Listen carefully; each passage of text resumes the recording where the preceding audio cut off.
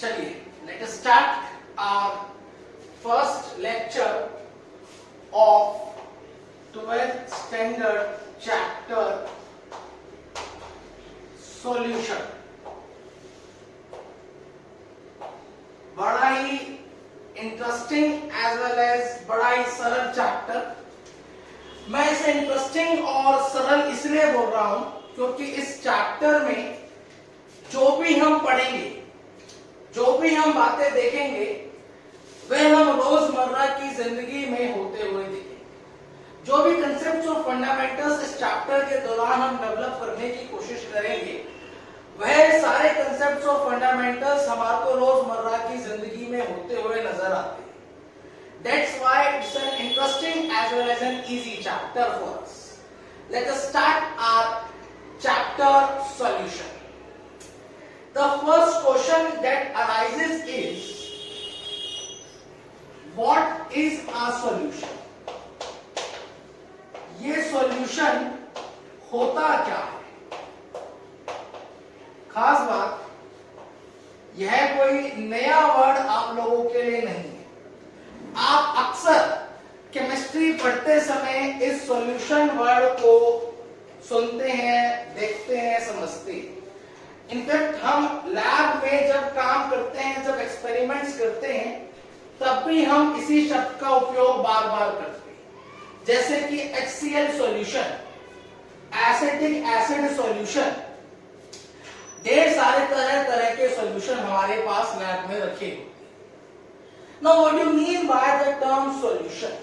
इस solution term का मतलब क्या है? देखिए, solution is a homogeneous mixture of two or more substances. Homogeneous mixture of two or more than two substances। मैं समझाता हूं। सॉल्यूशन कुछ नहीं, सिर्फ एक होमोजीनियस मिक्सचर है। होमोजीनियस मिक्सचर ऑफ टू और मोर देन टू सब्सटेंसेस, दो या दो से अधिक सब्सटेंसेस का जो होमोजीनियस मिक्सचर है, उसे सॉल्यूशन कहा जाता है। इनफैक्ट होमोजीनियस मिक्सचर का दूसरा नाम ही सॉल्यूशन है। अब सवाल यह उठता है कि होमोजीनियस मिक्सचर क्या होता है? देखिए, let me explain. For example, sugar solution.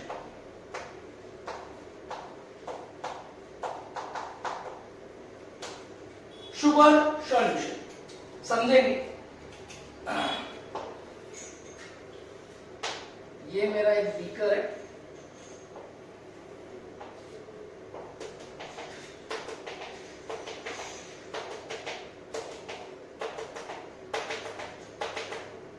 इसके अंदर मैंने वाटर फिल कर रखा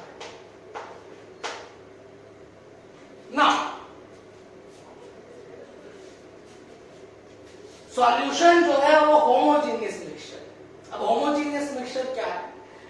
शुगर सॉल्यूशन। लेट्स सपोज मैंने एक बीकर में पानी दिया।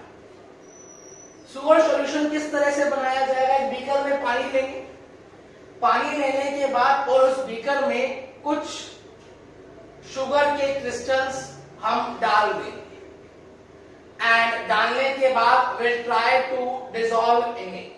हम उसे उसके अंदर मिक्स करने की कोशिश करेंगे, डिसॉल्व करने की कोशिश करेंगे, और शुगर पानी में बड़ी आसानी से डिसॉल्व हो जाता है, आसानी से मिक्स हो जाता है।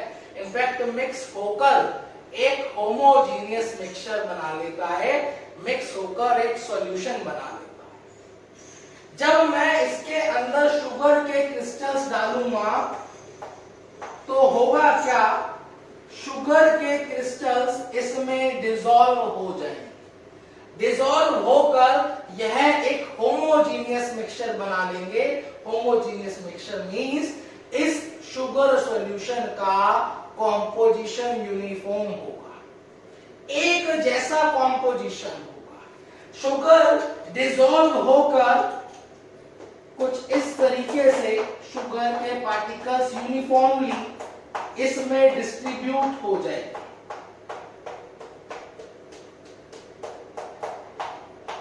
कुछ इस तरीके से जैसे शुगर डिसॉल्व होगी वो इस पानी के अंदर यूनिफॉर्मली डिस्ट्रीब्यूट हो जाएंगे और इसका कॉम्पोजिशन यूनिफॉर्म होगा। आप चाहे इस सॉल्यूशन को ऊपर से पीकर देखें, चाहे नीचे से पीकर देखें, चाहे बीच में से कहीं से पीकर देखें, आपको मिठास एक जैसा आएगा। मिठास एक जैसा इसलिए आ रहा है क्योंकि वहां पर कॉम्पोजिशन यूनिफॉर्म है। जो शुगर के पार्टिकल्स हैं वो पानी में यूनिफॉर्मली डिस्ट्रीब्यूट हो गए हैं, फैल गए हैं, और इस वजह से वहां पर कॉम्पोजिशन यूनिफॉर्म है। इनिशियली जब शुगर पानी के अंदर डिसॉल्व नहीं हुई थी, it is existing in solid state, solid state में एग्जिस्ट कर रही। After dissolution process, after mixing, the solid state of sugar had got disappeared.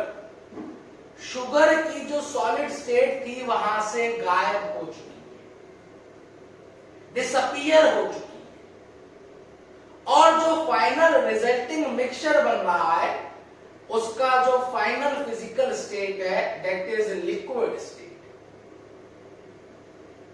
And we call that type of mixture is a solution. इस तरह के homogeneous mixture को solution कहा जाता है। होमोजीनियस मिक्सचर में हमेशा एक ही फिजिकल स्टेट एग्जिस्ट करती है, चाहे वो सॉलिड हो, चाहे वह लिक्विड हो, चाहे वह गैस हो।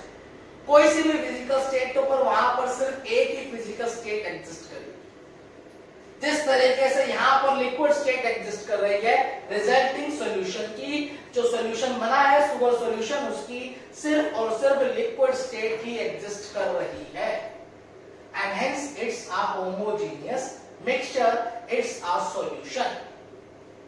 कुछ और एग्जांपल मैं इसी समय आपके सामने रखता हूं। For example, air all around us,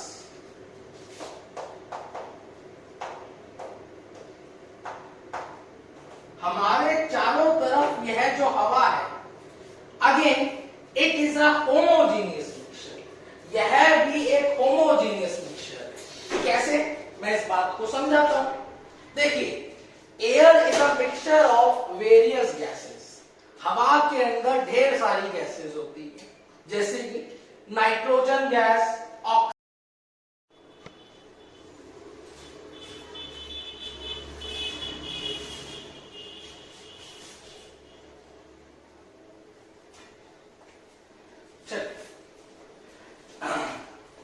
Air all around us, it is also a homogeneous mixture. यह भी एक homogeneous mixture है, यह भी एक solution है। किस तरीके से मैं समझाता हूं। देखिए, air is a mixture of various gases. हवा के अंदर ढेर सारी गैसेस आपस में डिसॉल्व होती हैं, वह एक मिक्सचर होता है। जैसे कि nitrogen gas, oxygen gas, carbon dioxide gas, SO2 gas, इस तरह की ढेर सारी गैसेस हवा में होती है। अब खास बात, यह जो गैसेस होती हैं, they mix with each other in a uniform manner.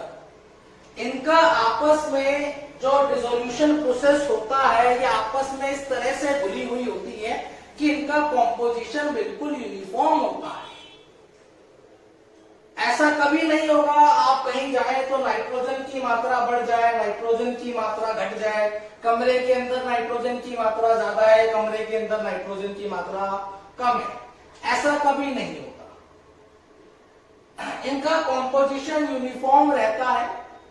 ये एक दूसरे के साथ यूनिफॉर्मली मिक्स होकर, आपस में मिक्स होकर रहती हैं, और मिक्स होकर यह एक होमोजीनियस मिक्सचर बना लेती है, मतलब यह एक सॉल्यूशन बना लेती है। Air all around us is a solution. One more example, humid air.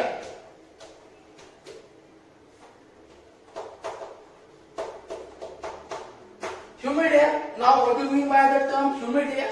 Humid air क्या होती है? देखिए, आमतौर पर in our monsoon season we have got very high humidity. Monsoon के समय ह्यूमिडिटी बहुत बढ़ जाती है। We call that as humid air. Humid air is nothing but a water vapor dissolved with air।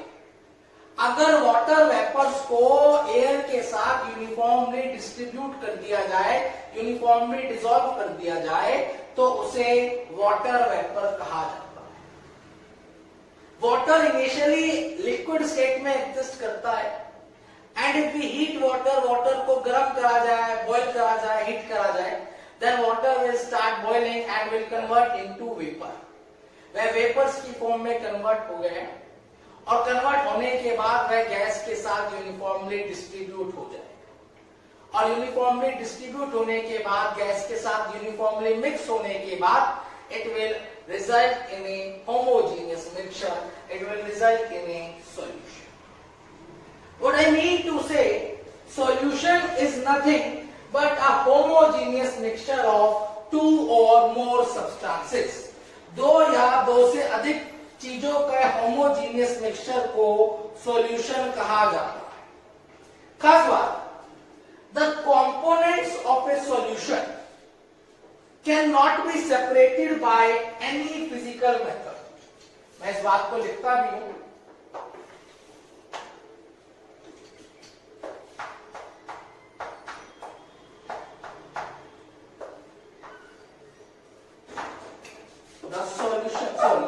The components of a solution cannot be separated by any physical method।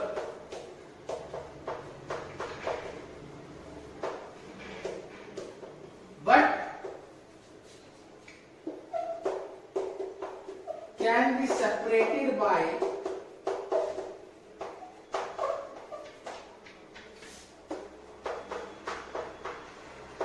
processes like filtration,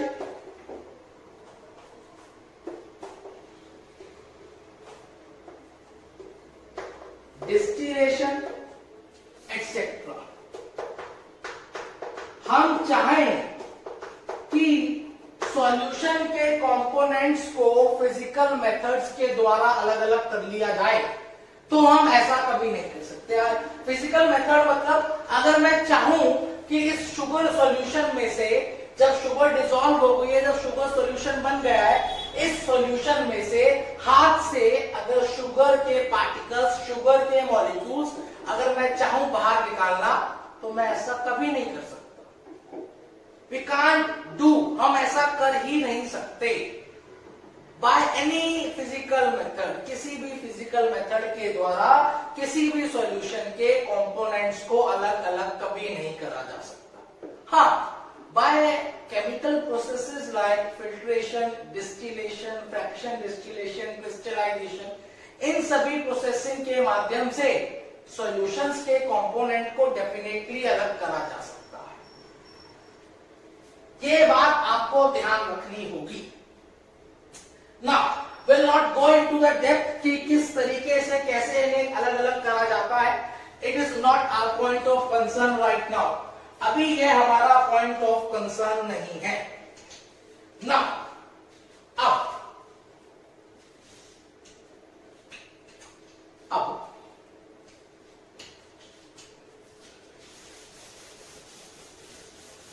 हम कहते हैं a solution is termed as binary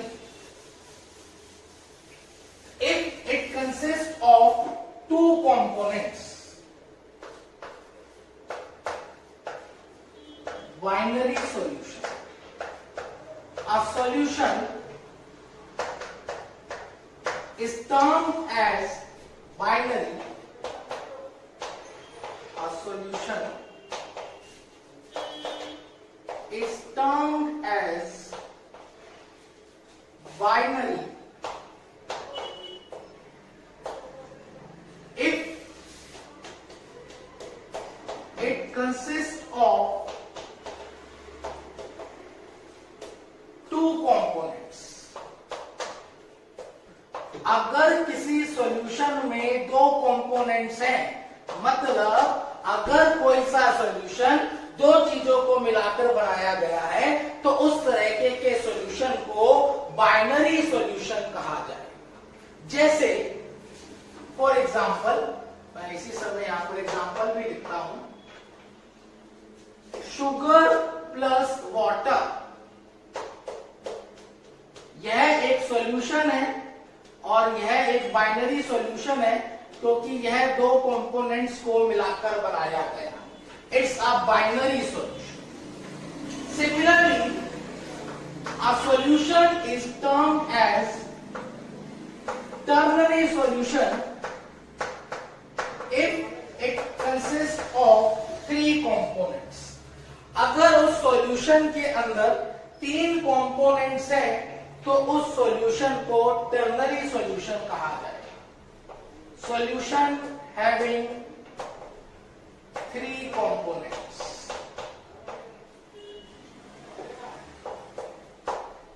इस तरह के solution को ternary solution कहा जाएगा।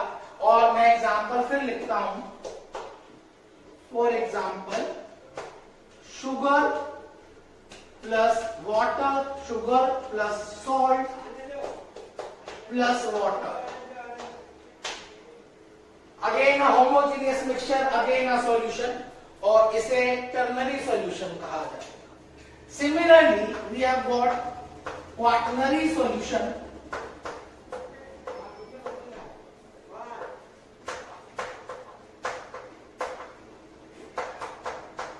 Solution having four components. वह solution जिसके अंदर चार components होंगे, मतलब वह solution जो चार चीजों से मिलकर बना होगा उसे क्वाटरनरी सॉल्यूशन कहा जाएगा। Solution having four components, for example sugar plus salt plus lemon plus water. इसमें चार कंपोनेंट्स हैं, इसलिए इसे टर्नरी सॉल्यूशन कहा जाएगा। While practically a solution may have n components. किसी भी सॉल्यूशन में n components हो सकते हैं, जैसे Pepsi, Coca Cola, Limca, Frooti, Appy, champagne, beer. These are all solutions and they all have n number of components. इनके अंदर ढेर सारे कंपोनेंट्स होते हैं। किसी भी सॉल्यूशन में कितने भी कंपोनेंट्स हो सकते हैं, all depend upon our need, our requirement. जैसे कि मैंने बताया पेप्सी, कोको कोला, लिम्का, इनमें तरह तरह के कंपोनेंट्स होते हैं। Now while dealing that chapter solution, we have to focus only and only about binary solutions. हमें सिर्फ और सिर्फ बाइनरी सॉल्यूशंस पर फोकस करना है। खास बात, complete theory will study for binary solutions. मैं सारी थ्योरी बाइनरी सॉल्यूशंस के लिए पढ़ाऊंगा, सारे कंसेप्ट्स और फंडामेंटल्स बाइनरी सॉल्यूशंस के लिए डेवलप कराऊंगा। पर आवश्यकता पड़ने पर हम वही कंसेप्ट्स और fundamentals ternary solution, quaternary solutions के लिए भी अप्लाई कर सकते हैं। But will focus only on binary solution. Now as I told you, binary solution में दो कंपोनेंट्स होते हैं। कौन कौन से? मैं लिखता हूं, बाइनरी सॉल्यूशन के अंदर दो कंपोनेंट्स होते हैं, कौन कौन से?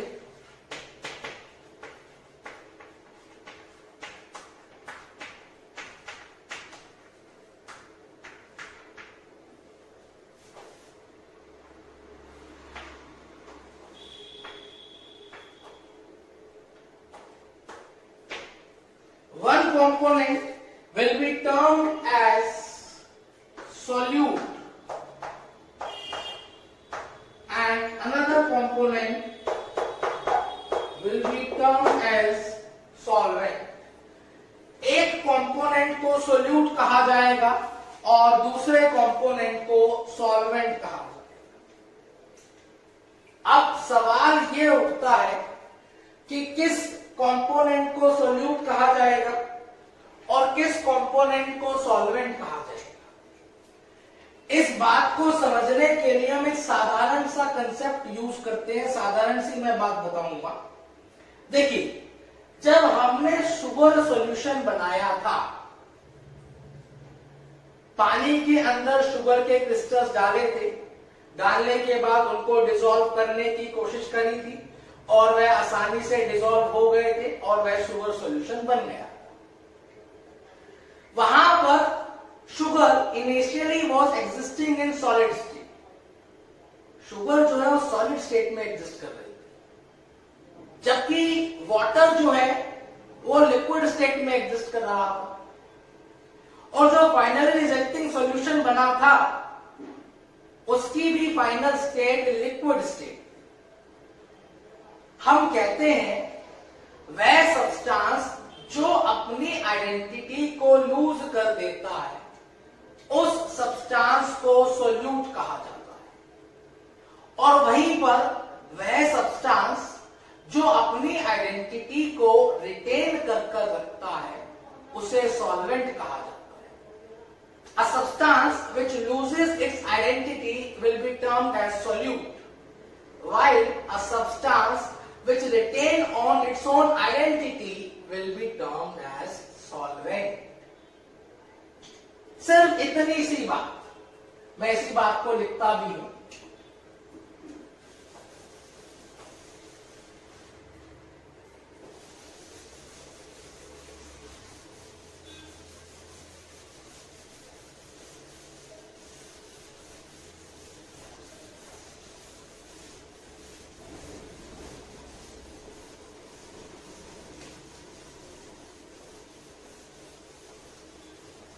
याद रखा जाए, it is very important concept, क्योंकि जो बुक्स में डेफिनेशन गिवन है सॉल्यूट और सॉल्वेंट की वो कुछ और गिवन है। उसके बारे में मैं अभी डेफिनेटली चर्चा करूंगा, उसके बारे में बात करूंगा, पर right now focus on that definition which I am telling. जो डेफिनेशन मैं बता रहा हूं उस पर फोकस करने की आवश्यकता है। और मैं क्या कह रहा हूं, वह सब्सटेंस जो अपनी आइडेंटिटी को लूज कर देगा उसे सोल्यूट कहा जाएगा, और वह सब्सटेंस जो अपनी आइडेंटिटी को रिटेन कर रखेगा उसे सॉल्वेंट कहा जाएगा। मैं लिखता हूं solute.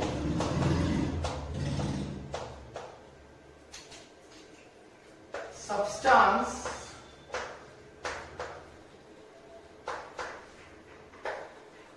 which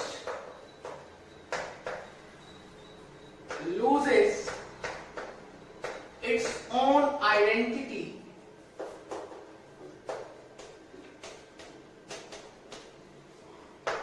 will be termed as solute, while solvent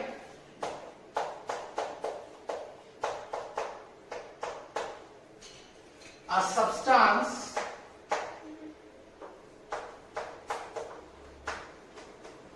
which retain its own identity will be termed as solvent. वह सब्सटेंस जो अपनी आइडेंटिटी को रिटेन करके रखेगा उसे सॉल्वेंट कहा जाएगा, और वह सब्सटेंस जो अपनी आइडेंटिटी को लूज कर देगा उसे सोल्यूट कहा जाएगा। शुगर सॉल्यूशन में शुगर ने अपनी आइडेंटिटी को लूज कर दिया था, इसलिए शुगर को सॉल्यूट कहा जाएगा, और वहीं वाटर ने अपनी आइडेंटिटी को बनाए रखा था, इसलिए वाटर को सॉल्वेंट कहा जाएगा। Water in sugar solution, sugar solution में वाटर सॉल्वेंट है, शुगर इन शुगर सॉल्यूशन, इसके अंदर शुगर सॉल्यूट है। मैंने ये बात लिख भी दी है। अब जनरली ध्यान से समझेंगे जो मैं कहना चाह रहा हूं। जनरली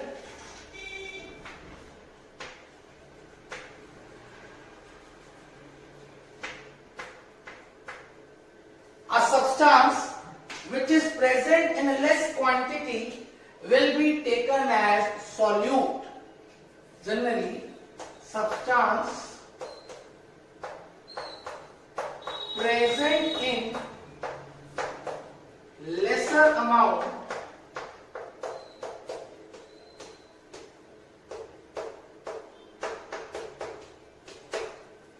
is taken as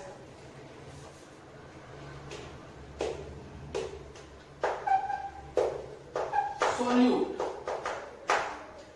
हमारी बुक्स में यही डेफिनेशन यूज करी जाती है, वह सब्सटेंस जो कम मात्रा में होगा उसे सॉल्यूट कहा जाएगा, पर it's not true for everywhere. हर जगह ये डेफिनेशन होल्ड नहीं करती। जनरली आमतौर पर ऐसा माना जा सकता है, आमतौर पर ऐसा हो सकता है, पर हमेशा ऐसा होगा ऐसा संभव नहीं। शुगर यहां पर सॉल्यूट है, और जनरली वो सब्सटेंस जो कम मात्रा में होगा उसे सॉल्यूट कहा जाएगा। Similarly substance in large quantity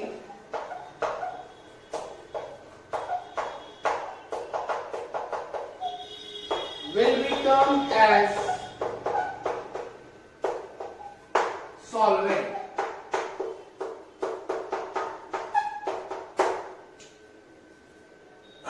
इस तरीके से we used to identify the two components of binary solution.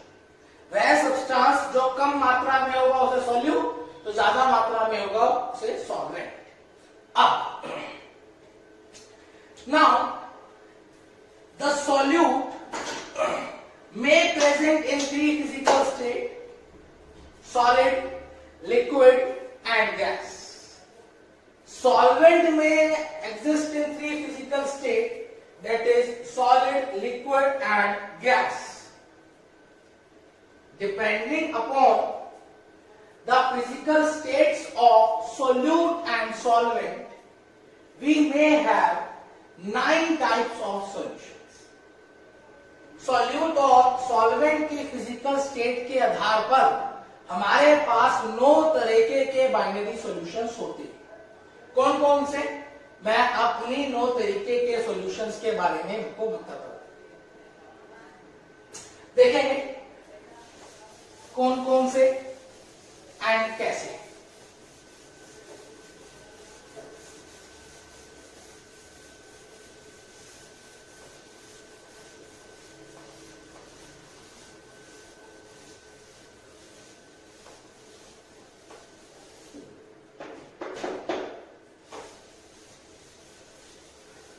Depending upon the physical states of solute and solvent, we may have 9 types of solution. हमारे पास 9 तरह के solutions हैं। समझेंगे कैसे? मैं यहां पर फिक्स कर देता हूं सॉल्यूट,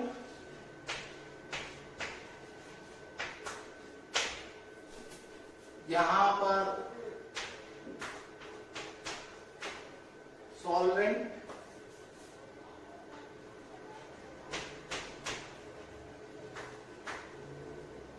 यहां पर कुछ उसी सॉल्यूशन के एग्जांपल्स।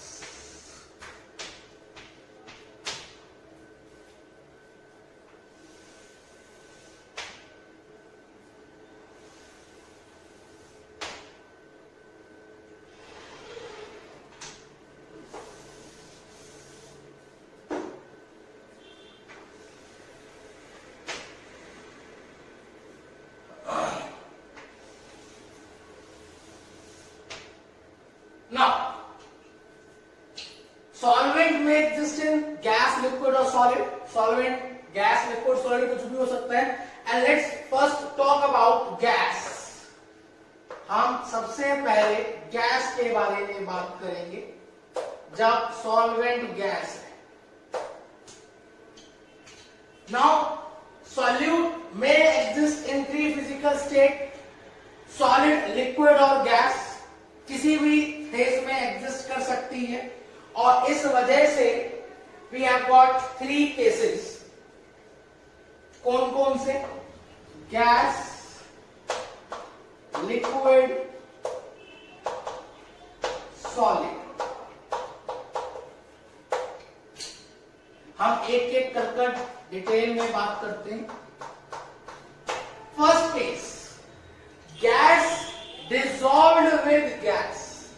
जहां पर सोल्यूट भी गैस है, सॉल्वेंट भी गैस है. इसका मतलब है gas dissolved with gas. Gas को गैस के साथ डिसॉल्व कर रखा है. And we have got air all around us. जो हमारी हवा है, it's an example of that type of solution. Air around अस.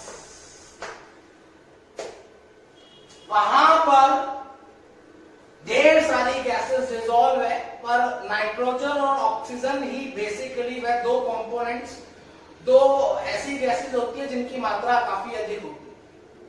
हम सोल्यूट ऑक्सीजन को मान लेंगे और सॉल्वेंट नाइट्रोजन को मान लेंगे, क्योंकि नाइट्रोजन की मात्रा काफी अधिक है और ऑक्सीजन की मात्रा काफी कम है. Oxygen will be solute, nitrogen will be solvent. Gas dissolved in gas. Gas को किसी दूसरी गैस के अंदर डिसॉल्व करा गया है. And the final resulting solution will be gas. Finally solution gas ही होगा रिजल्टिंग. तो सॉल्वेंट मेरा गैसियस स्टेट है. लिक्विड डिसॉल्व्ड इन गैस मतलब अब हम किसी लिक्विड को गैस के अंदर डिसॉल्व कर रहे हैं. डिसॉल्व कर एक होमोजीनियस मिक्सचर बना रहे हैं, एक सॉल्यूशन बना रहे हैं. And we have got humid air.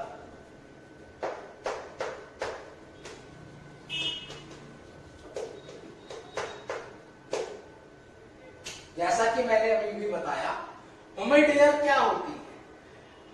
Humid air nothing, moisture. हवा में जब पानी के वाटर ड्रॉपलेट्स यूनिफॉर्मली डिस्ट्रीब्यूट हो जाते हैं, मिक्स हो जाते हैं, तो उसे ह्यूमिड एयर कहा जाता है. वाटर इनिशियली लिक्विड स्टेट में एग्जिस्ट कर रहा था, पर जैसे ही आपने उसे हीट करा, हीट करने के बाद water will start evaporating. Water evaporate करने लगेगा and it will convert it into gaseous state. वह गैसियस स्टेट में वेपर फॉर्म में आ जाए. वेपर फॉर्म में आने के बाद वह हवा के साथ यूनिफॉर्मली मिक्स हो जाएगा, डिस्ट्रीब्यूट हो जाएगा और डिस्ट्रीब्यूट होकर एक सॉल्यूशन बना लेगा जिससे हम बोलते हैं ह्यूमिड एयर. अब खास बात, यहां पर आइडेंटिटी किसने लूज करी? ऑफ कोर्स वाटर ने लूज करी. गैस की आइडेंटिटी वही रही, गैस ने अपनी आइडेंटिटी को बनाए रखा. इसे गैस सॉल्वेंट कहा जाएगा, वाटर को सोल्यूट कहा जाएगा. That is my liquid dissolved in gas. Solid dissolved in gas हम कहते हैं स्मोक, धुआं, डस्टी एयर. जो जब बारिश का मौसम होता है तो जो आंधी आती है, आंधी क्या होती है? उस हवा में कुछ सैंड के particles, dust particles uniformly distribute हो जाते हैं, मिक्स हो जाते हैं. सिमिलरली स्मोक क्या है? It's a mixture. किसका? गैस और कार्बन के अनबर्न्ड पार्टिकल्स का. जो धुआं चिमनी से या हमारे व्हीकल से निकलता है, उसके अंदर क्या होता है? उसमें कुछ कार्बन के अनबर्न्ड सॉलिड पार्टिकल्स होते हैं और वह हवा के साथ यूनिफॉर्मली डिस्ट्रीब्यूट हुए होते हैं, हवा के साथ, एयर के साथ मिले हुए होते हैं और उसे धुआं कहा जाता है, स्मोक कहा जाता है. It's a homogeneous mixture. Homogeneous mixture क्यों है? क्योंकि यूनिफॉर्म कॉम्पोजिशन होता है। Smoke is nothing but a mixture of unburnt carbon particles and air, and we used to say solid dissolved in gas, smoke or dusty air।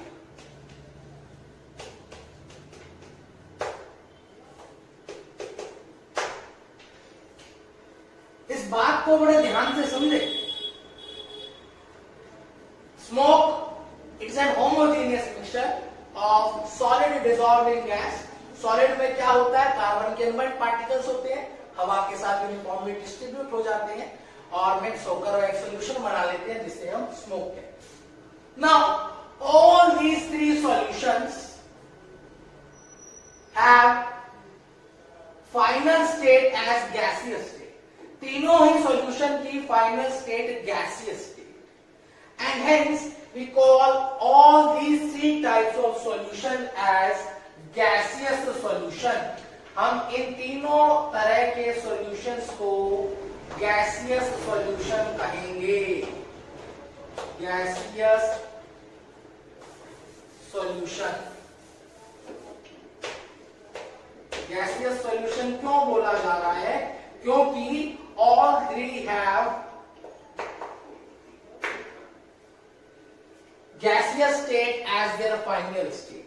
तीनों ही solution की gaseous state final state है, and hence we call those as gaseous solution. इस तरह के solutions को gaseous कहा जाएगा। नाउ सिमिलरली सॉल्वेंट में भी लिक्विड, सॉल्वेंट लिक्विड भी हो सकता है, and let us try to fix that liquid. इस देने आए हो स्कूल के बच्चे बाहर खड़ा होकर तो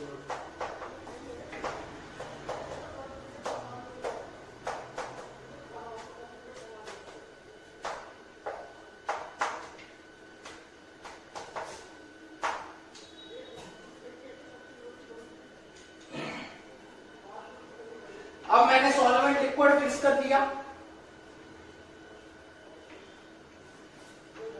सॉल्यूट में भी gas,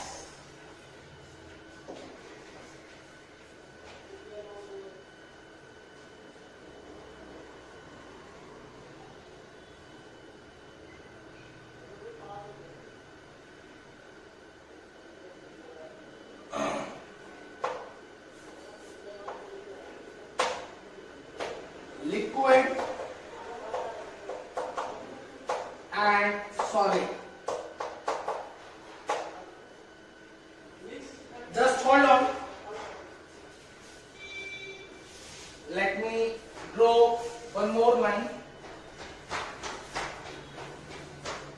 Now it will be better। liquid, liquid, liquid, gas, liquid, solid। 4, 8, 6। gas dissolved in liquid। What does it means? It simply means किसी गैस के अंदर, सॉरी, किसी लिक्विड के अंदर गैस को डिसॉल्व करा जा रहा है। gas dissolved in liquid। We have got so many examples of it। Pepsi, Coca-Cola, champagne, beer, Appy, these all are aerated drinks। Aerated drink means carbonated drinks। वह drinks जिसमें carbon dioxide gas को dissolve करा जाता है उन्हें aerated drinks या carbonated drinks कहा जाता है। इन सभी लिक्विड्स के अंदर, इन सभी ड्रिंक्स के अंदर कार्बन डाइऑक्साइड को, गैस को डिसॉल्व करा जाता है, एंड वह गैस यूनिफॉर्मली डिसॉल्व हो जाती है, यूनिफॉर्मली डिस्ट्रीब्यूट हो जाती है। We have got oxygenated water, जो हमारी एक्वेटिक लाइफ होती है। It absorbs oxygen from the water। से ऑक्सीजन एब्जॉर्ब करती है। वाटर का H2O का O नहीं जा रहा है, H2O का ऑक्सीजन नहीं जा रहा है, बल्कि जो वाटर के अंदर ऑक्सीजन गैस डिसॉल्व्ड है उस गैस को वह इनहेल कर लेती है। Oxygenated water. स्विमिंग पूल में जाते हैं तो we have got chlorinated water. Chlorine gas को पानी में डिसॉल्व करा जाता है। Uniform distribution, uniform mixture, homogeneous mixture और a solution. Example again Pepsi, Coca Cola,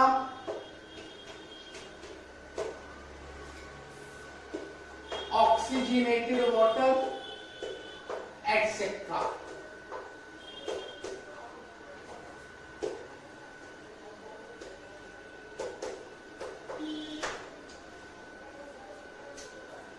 liquid dissolve in liquid, इसके तो ढेर सारे एग्जांपल है। इसका मतलब यह है कि लिक्विड को किसी दूसरे लिक्विड में डिसॉल्व करा जा रहा है। लिक्विड सॉल्यूट, सॉल्वेंट भी लिक्विड। इस केस में पेप्सी कोका कोला में CO2 गैस सॉल्यूट और जो वाटर है वह सॉल्वेंट। यहां पर liquid dissolve in liquid, for example water plus alcohol, milk plus water,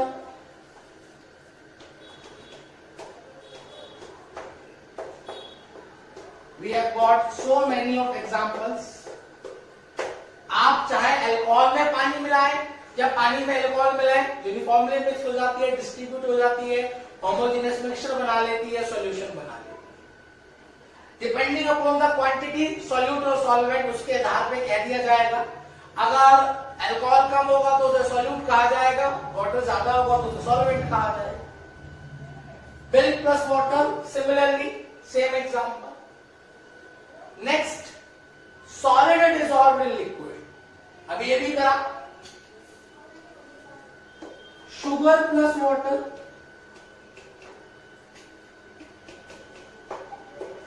salt plus water etcetera. Again इनके ढेर सारे एग्जांपल है।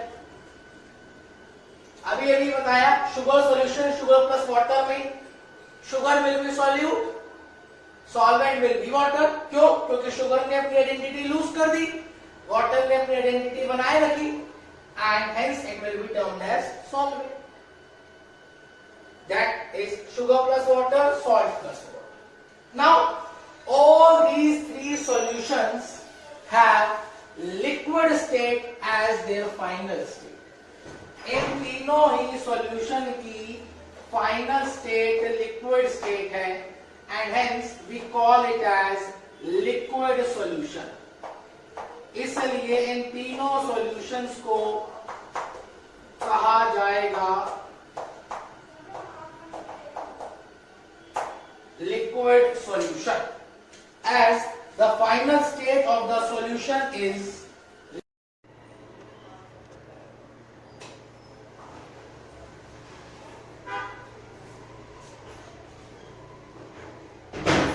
now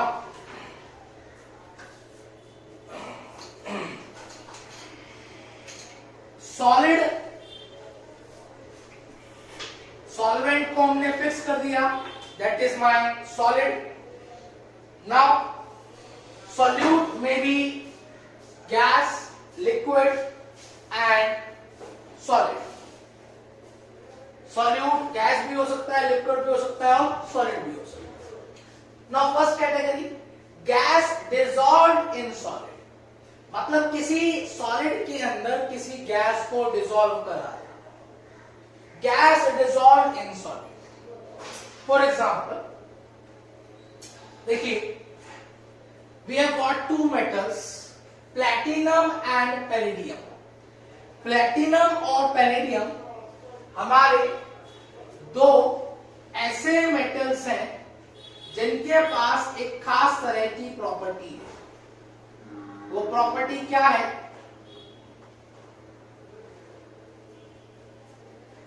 देखिए, they have the tendency to absorb hydrogen gas.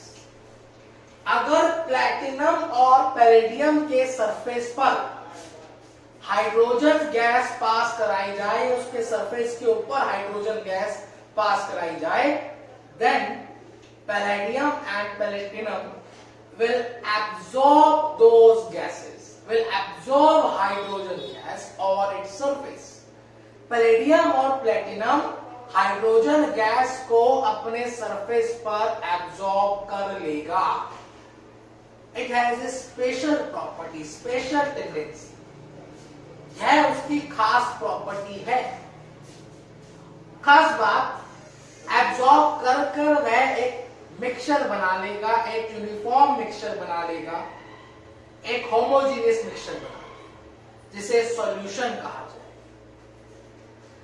Hydrogen absorb होने के बाद अपनी आइडेंटिटी को लूज कर देगा।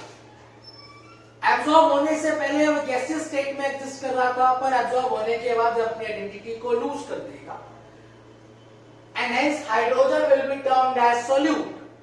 जबकि पैलेडियम और प्लैटिनम ने अपनी आइडेंटिटी को बनाए रखा, रिटेन करके रखा, and hence they will be termed as solvent. मैं लिखता हूं example, hydrogen gas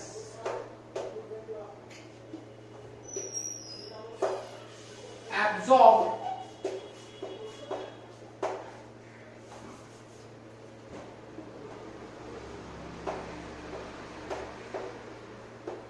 or the surface of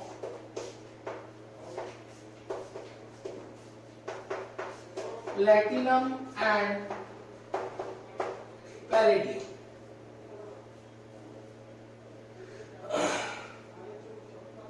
That is gas dissolved in solid. Next, liquid dissolved in solid. Once again, interesting behavior. Liquid dissolved in solid. All are amalgams, are example of that category. हमारे जितने भी amalgam हैं, that belongs to that category, all amalgams. अब सवाल ये उठता है कि amalgam क्या होता है? देखिए, mercury, we know very well, mercury exists in liquid at room temperature. mercury liquid state में exist करता है room temperature पर, और mercury forms amalgam with each and every metal. mercury हर एक मेटल के साथ amalgam बनाता है। amalgam means mercury dissolved in any metal.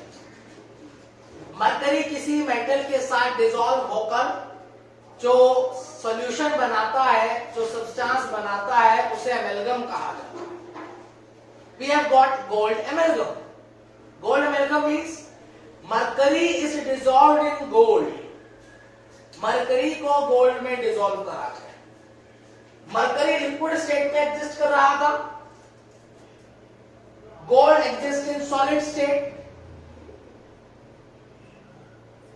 Mix होने के बाद मरकरी ने अपनी आइडेंटिटी को लूज कर दिया and hence will be termed as solute.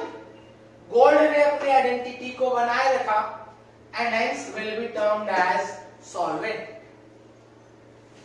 Similarly, we have got silver amalgam. Silver dissolved in, mercury dissolved in silver. Zinc amalgam. Mercury dissolved in zinc. Copper amalgam. Mercury dissolved in copper. Mercury सभी metals के साथ dissolve होकर एक substance बनाता है। We call that substance as amalgam. उसे हम amalgam बोलते हैं। सभी के साथ। एंड खास बात, इधर मैं एक बात जरूर बता दूं, mercury dissolved with each element, each metal except one. Do you know which one? Mercury forms amalgam with each metal except one. सिर्फ एक मेटल के साथ वह amalgam नहीं बनाता. Which one? Anybody know? Yes, iron. Mercury सिर्फ iron के साथ डिसॉल्व नहीं होता. मरकरी सिर्फ आयरन के साथ एमेल्गम नहीं बनाता, वह बाकी जितने भी हमारे पास मेटल्स प्रेजेंट हैं सबके साथ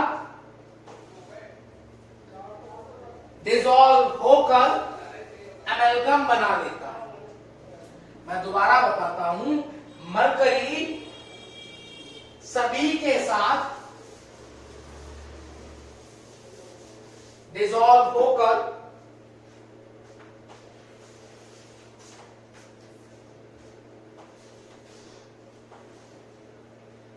एमेल्गम बना लेता है एक्सेप्ट आयरन. आयरन को छोड़कर, आयरन के साथ मरकरी डिसॉल्व नहीं होता, आयरन के साथ मरकरी एमेल्गम नहीं बनाता. And that's why mercury is stored as well as transported in iron container. Mercury को स्टोर और ट्रांसपोर्ट आयरन कंटेनर्स में करा जाता है, as it does not dissolve with it. अगर मैं किसी और कंटेनर के साथ उसे स्टोर करूंगा तो वो स्टोर होने की बजाय उसके साथ डिसॉल्व हो जाएगा और एमेल्गम बना लेगा. मैं अगर जिंक या कॉपर के बर्तन में उसे स्टोर करने की कोशिश करूंगा तो वो स्टोर नहीं होगा, वो उसके साथ डिसॉल्व होकर एमेल्गम बना लेगा. आयरन के साथ ऐसा नहीं होता. एमेल्गम मरकरी आयरन के साथ एमेल्गम कभी नहीं बनाता. It can be transported as well as store in iron containers. Glass में भी हम उसे स्टोर कर सकते हैं, पर ग्लास के साथ एक समस्या है, we cannot transport it. Glass containers में हम उसे ट्रांसपोर्ट नहीं कर सकते, and hence we use iron. मेरे ख्याल से मैं इन बातों को लिख भी देता हूं. इनफैक्ट एमेल्गम का मतलब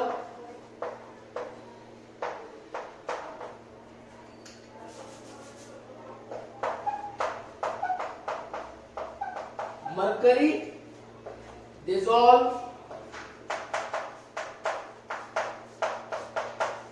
in any metal, उसे कहा जाएगा एमेल्गम.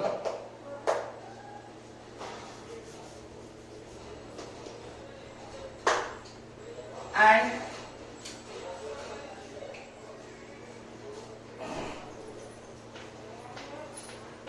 Mercury form amalgam with each metal except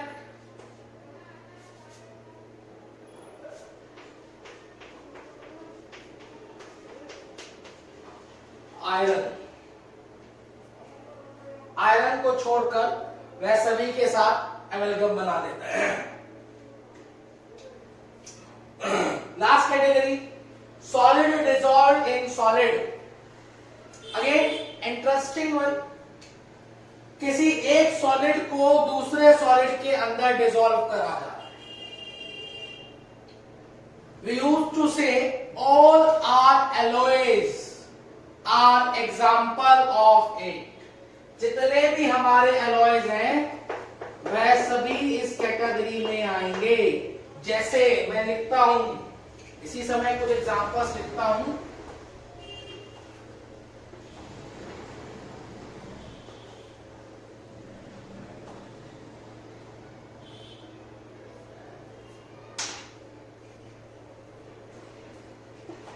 steel. Steel is an alloy. Steel एक एलॉय है. किसका एलॉय है? आयरन और कार्बन का एलॉय है. Steel is an alloy of iron and carbon. Iron और कार्बन को मिलाकर स्टील बनाया जाता है।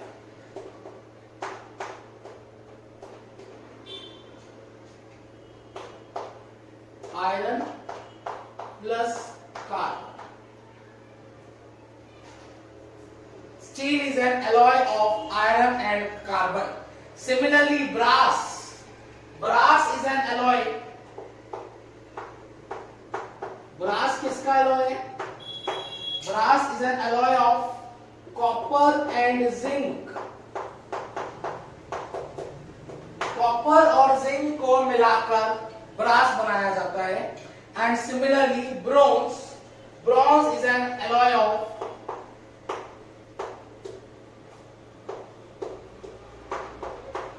Copper and tin.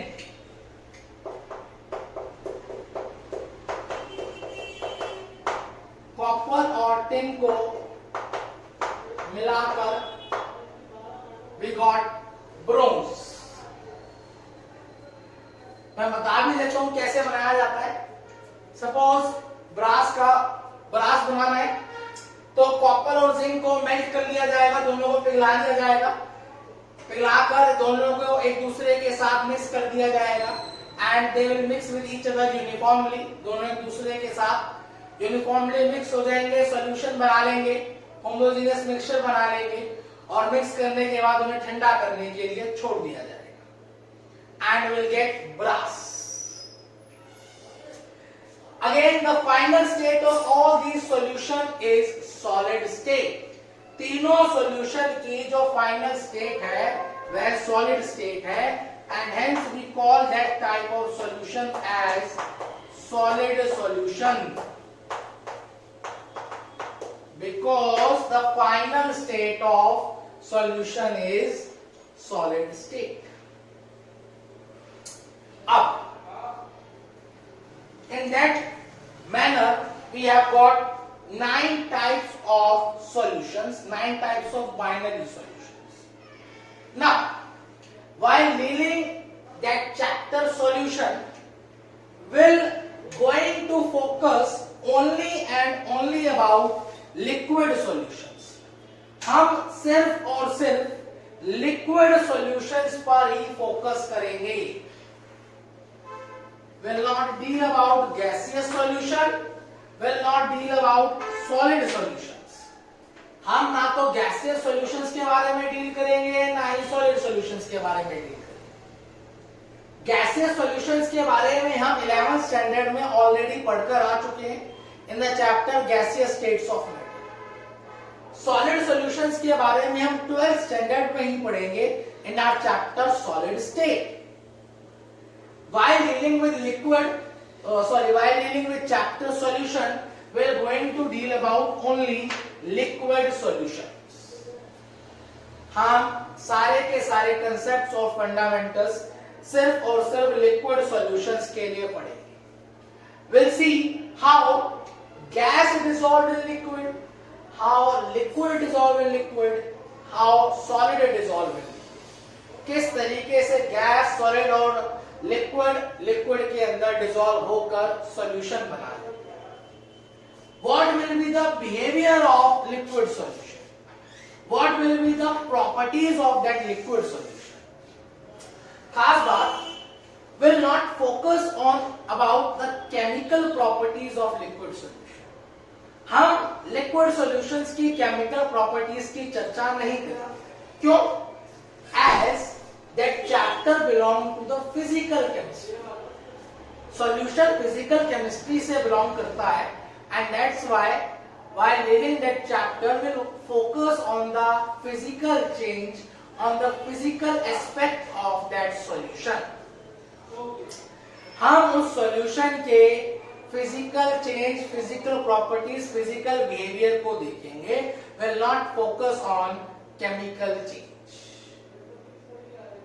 Please copy it down fast. You have 5 to 3 minutes. 3 to 5 minutes. Copy it down fast.